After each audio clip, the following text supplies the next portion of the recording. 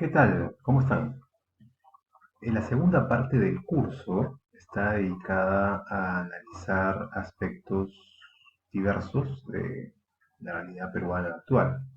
Y vamos a empezar con lo económico, no porque lo económico sea lo más importante de todos, pero es un buen hilo para ir conectando los demás temas que van a ser parte de nuestra discusión en esta sección del curso.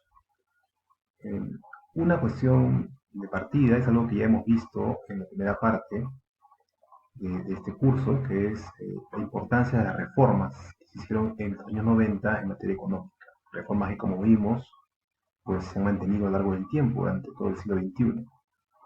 Y estos cambios tienen que ver con ajustes que se hicieron en los años 90, que estaban vinculados con algo que se llamó el consenso de Washington. Es decir, un conjunto de políticas que se consideraban mucho más razonables para tener una economía ordenada. Estas políticas sin duda han estado vinculadas a una lectura muy positiva respecto de lo que es el desempeño del país. El Perú, de hecho, en los últimos años, en particular a partir del 2005, vio un crecimiento muy importante de sus cifras, de lo que es el PBI. Aquí ustedes pueden ver una comparación del crecimiento de tres países, Perú, Colombia y Chile, países limítrofes, y como ven, el caso del Perú es realmente muy importante, pero no es muy distinto de lo que pasó en otros países de América Latina y de Sudamérica. Como ven, es una trayectoria muy similar. Y si uno lo ve en términos del PBI, no solamente también se observa ese crecimiento, sino también la distancia que uno se mantiene de otros países, como es el caso de Chile. Estas cifras, este crecimiento que vio el país, eh, y además mejoras importantes en un conjunto de cifras macroeconómicas, por ejemplo, una inflación bajísima, un aumento significativo de las reservas, un déficit fiscal muy bajo. Todo eso hizo pensar a muchos de que estábamos frente a un milagro, ¿no? El milagro peruano, ¿no? Un crecimiento acelerado que parecía pues no tener fin. Sin embargo, ya hacia el año 2014 se notaron síntomas de un proceso que iba mucho más lento en su crecimiento. Y entonces empezaron a haber preguntas sobre cuáles eran realmente los fundamentos de este crecimiento. Es decir, aceptando que tener una política ordenada es algo razonable, había dudas sobre si esto era suficiente para que un país creciera. Y para empezar, una de las cuestiones que soltaba más a la vista era que en gran medida el crecimiento que teníamos se originaba por una mejora de los términos de intercambio. Esto también lo hemos visto ya más atrás en el curso, recordarán, pues nuestros bienes que exportamos mejoran en sus precios. Una mejora en los precios hace que ingresen más divisas por su venta y eso sin duda genera también una mejora del PBI. Si uno mira, por ejemplo, un desarrollo detallado de cuáles son los cambios en el PBI, en este caso las modificaciones que se producen en, los, en la composición del PBI real, uno encontrará que los factores externos pues tienen un peso mucho más importante que los factores internos, ¿no?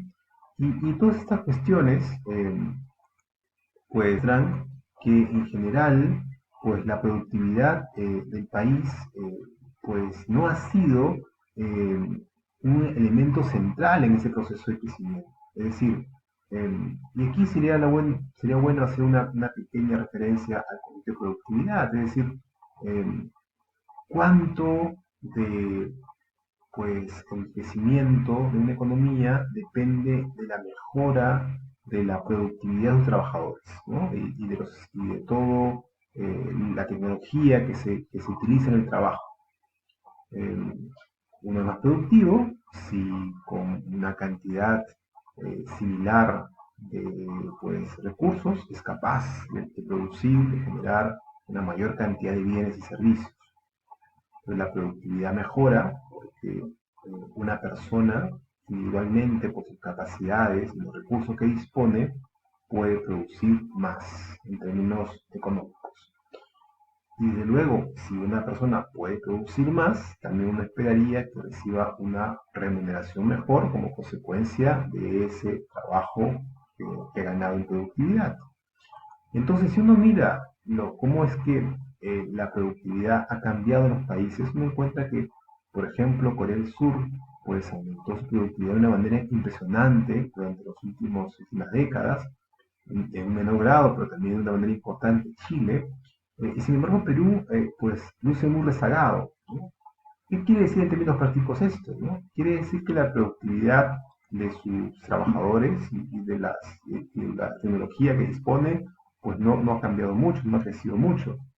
Y entonces uno lo que encuentra es que en algunos sectores que son muy pequeños, sí hay una alta productividad. En el sector minero, en menor medida en el sector manufacturero, industrial, pues hay una mayor productividad. Es decir, ahí sí eh, el esfuerzo que hacen las personas pues produce muchos recursos, muchos ingresos.